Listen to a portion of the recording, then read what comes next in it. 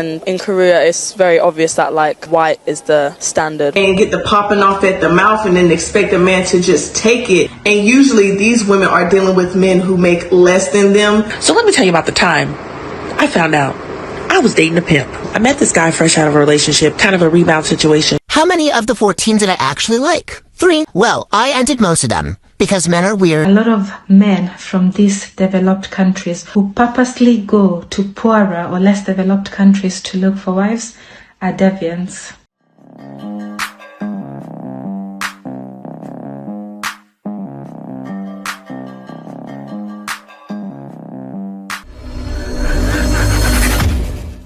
Hey guys, welcome back to More to Life. Before I get into this video, I ask that you like, comment, subscribe. Also, smash that notification bell just to be sure you get my videos as soon as I release them. Let's hop right into this. I feel more single being here, and as a black person I don't have the, unfortunately, confidence to be like, oh yeah, let me just go up to that guy because the language barrier. And in Korea it's very obvious that like white is the standard, white is like preferred, like a lighter shade. And if a white girl and a black girl were like standing next to each other, I feel like 9 times out of 10 they would choose the white girl because it's kind of what they've been shown as popular and mainstream and attractive. I mean, that's common sense, right? It's gonna be like that. A guy is gonna see you, see a Korean girl, especially if she's from Korea, and say, I'm choosing a Korean girl. That's just natural in any country. Same thing here in the Philippines. Even with men, right? A woman from the Philippines would rather choose a Filipino guy, but it still works in guys' favor. So let's go on to the next one. You guys know what I'm talking about. So I'm a content creator, so obviously I'm on social media a lot. But one thing I've really noticed is that a lot of women who have a disdain for black men, y'all really not that fine. And for y'all to sit here and get the popping off at the mouth and then expect a man to just take it simply because you're a woman is very delusional. Now, and that's what's happening with passport bros a lot. It's happening with all men, but especially the passport bros. Women are popping off at the mouth and expect men to just take it. Just, another man, please. Another. of course, on social media, men and women are calling out the differences that we have for one another, but that's normal, right? That's okay. But when it's to the point where you have a deep hatred to the point where you're putting down one to big up another, now that's on something else.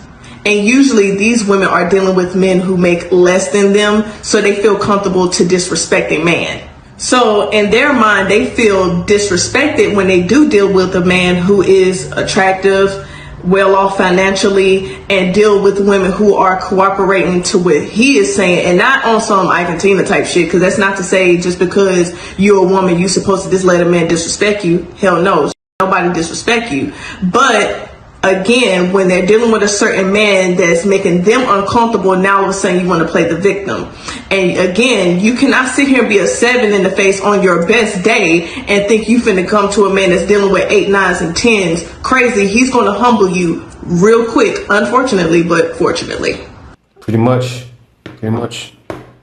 Thank you for understanding. But this is what guys will go through until time fades, right? Reason why, because they were propped up to believe what they were told. But let me go on to the next video.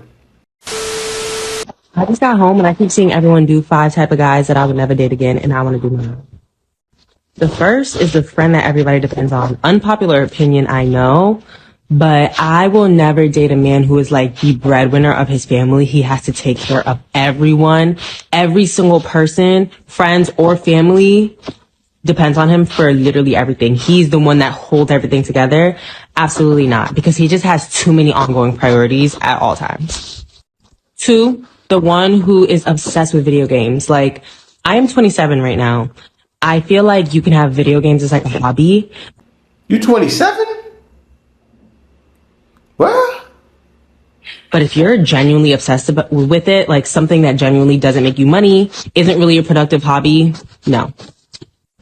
3, a man who's never been in a... Listen, lady. Video games a lot of men's peace. It is. I remember I was going through things. You know what eats me sometimes? Video games. Committed relationship. I feel like the power dynamics of relationships a lot of the time falls on a man. So it's like, you're telling me right now you've never asked a girl to be your girlfriend? I also feel like there's just a level of like understanding and patience and work that you have to do to be in a relationship. And like, if you've never done that, what business do you have trying to get with me? Fourth, the man that talks bad about all of his exes. You're telling me you've never dated a good woman? A woman that isn't crazy? You're lying. Fifth, lastly, the most important, a man who has friends that are all vile. And he just sits back and lets them be vile. Like, I feel like subconsciously, we don't realize, but like everyone that we have around us does impact us and influence us in some way. I know that we would all like to think that we're very hyper independent, that we have our own ideas, our own whatever, but your friends and the way they think does impact you. So if you're friends with a bunch of vile people, what does that say about you? I want no parts. Absolutely not. Now, that's the same thing we say about y'all, right? This is exactly why men can't bring their women back. You know what I'm loving? I think the women that are over here on the side of the world are starting to understand. So if a guy comes over here, right, gets with a woman from Philippines or Thailand, and he says, I'm not bringing you back to that wretched place, she's going to say, I understand. So keep it up. Keep making all the videos. Because all you're doing is keeping the woman far from you, which is a good thing, right? Peace for the world. Heal the world. Make it a better place. For you and for me. And the entire human race. Right? Let's heal the world together. Let me hop on to the next one. Hey y'all, what y'all doing? So look, I got a quick story time for you. I really want y'all to hear this story because it's crazy. My life could literally be a movie. So let me tell you about the time I found out I was dating a pimp. Yep, that's right, a pimp. So I met this guy fresh out of a relationship, kind of a rebound situation. Thought I'd give it a try. He was really cute, and I thought, why not? After about 2 years or so, we decided to move together. We moved into this apartment complex that was a renovated motel. So the doors were really close to each other. Don't worry, that'll be relevant later. So we moved into the studio apartment, and like I said, the doors were really close to each other. So my neighbor and I shared a wall. It was a young girl. So about 3 or 4 months to us moving into the apartment, things started getting a little rough, and our relationship was on the rocks. And we're just going to name him Josh to give him a name and make it more relevant to the story. So one day, I wake up in the middle of the night, and Josh is not there. Now, we went to bed together, so where the hell is he? Chow, how about Josh never came back? It was day 1, day 2, day 3, all the way up to day 7. So on the 7th day, I decided, this gotta be over. I mean, you're not here. I haven't heard from you, so clearly, we're not in a relationship anymore. About 7 days into him disappearing, all of a sudden, I see him out my window on a day that I decided to take off of work. So I open up the door, and I'm like, Josh, what are you doing here? Josh commences to say that he's back, but he's with the girl next door, and he's pimping her out. She on the track making him money. What? Okay, so you're a pimp now? What's going on? Next thing you know, the girl walks out the door and gets in my face and tells me that that's her pimp, they out here making money, and I need to back. Now let me just say, I am not a violent person. I try not to be. I was young in these days, so forgive this next part of the story. Y'all, I commenced to whooping that. Not that I was fighting over an old man, because she would never do that. But it was the fact that we were neighbors. My child played with your child. What? I dragged her all up and through that. I feel like she's lying. She's your next door neighbor. He's pimping her next door neighbor. Like, huh? She made that up. Let me go on to the next one. I can't even trash y'all ears with more of that story. I have spent the entire year waiting for this moment to bring you Tara's Dating Wrapped 2023. I feel like I dedicated my entire life this year to this cause, so I hope you enjoy. I went on 14 first dates this year. Now, the goal of the year was to go on one first date a month for the cause, but the real goal was to find a boyfriend so I don't have to keep going on dates. But, alas, how many of the 14 did I actually like? It's a good question. 3.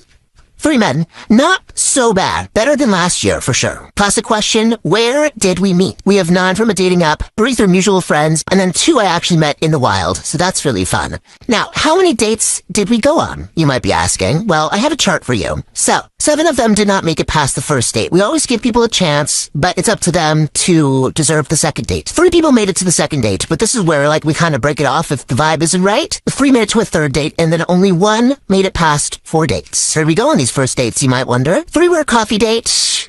Fine, casual. The winner was the drinks date. This is my go-to. We have 9 drinks dates. And then lastly, I have some random spontaneous adventures out in the world. I don't do dinner first dates. It's not for me. Gotta get in, get out. Who ended things? Haha. Well, I ended most of them. Because men are weird and don't really deserve our time most of the time. We have 3 mutual ghosts, which is fine, but also, I know why I didn't like you. Why didn't you like me? I'm not understanding that one. One guy technically ended it with me, but does it really count if it was a slow ghost breadcrumbing situation? We don't really respect that, but I am still talking to 1, so Slay King. Now, let's talk about height. The shortest man that I went out with this year was a good 5'8", and then we moved all the way up to 6'5". Of the 2, which should I like better? Mr. 5'8" actually came in first place. That's the one that slow ghosted me. So, how many played me? Just the 1, but that one did a number on me. It's fine. Moving on. The positives. We have some of those. Most were cute in real life. That's a really good pro. Now, 2 of the guys actually I liked enough to introduce to my friends, so that's kind of cool. And then lastly, I only cried over 1 of them. So, we count that as a win. Moving on to the negatives. Started off strong with the guy that left me for a networking opportunity in the middle of our date. It was a second date, and then I ended up meeting a celebrity that night, so naturally I still won. Through this process, I've gotten more anxious as a person because I no longer trust people, so that's good. And then lastly, the winner is that I did cry over somebody. It's unacceptable. Anyways, we have some honorable mentions. Shout out to the guy that brought me flowers because I was having a busy week. He was very nice. Then we have the guy that tricked me into paying on the first date. That is, in fact, the guy that left me for the networking opportunity. Hope he's doing well. Gotta shout out the date that I went on in Paris, because that's kind of iconic. And then, of course, the man that I fell in love with in the club in the south of France. Man. See, this woman literally lived her whole life to tell this story. And there's tons of them. I'm not going to go into all of them. But I can tell from some of the stories you was telling, the problem is you. It's always you. It's me. And I'll tell you why it's most women's problem. Too picky. Too picky. Guy has to be like this, guy has to be like that, guy has to be this. Oh, this isn't right. Oh, then feeling emotional. Oh, yeah, man. There's no winning. And the crazy thing is, I think she's a fairly good-looking girl. Right? She's a fairly good-looking girl. Did she humble herself enough to show she's available? Probably not. You can't be on a date and coming across like you don't want to be in a relationship. That's how you came across to a lot of these guys. But they will never get it. Maybe I'll go to the next one. Down here lately, let's just see what's behind this door. Actually, studies show that a lot of men from these developed countries who purposely go to poorer or less developed countries to look for wives are deviants. Who is that girl? They're not looking for women who encompass the traditional family values. No, they're not looking for you. They're not looking for you.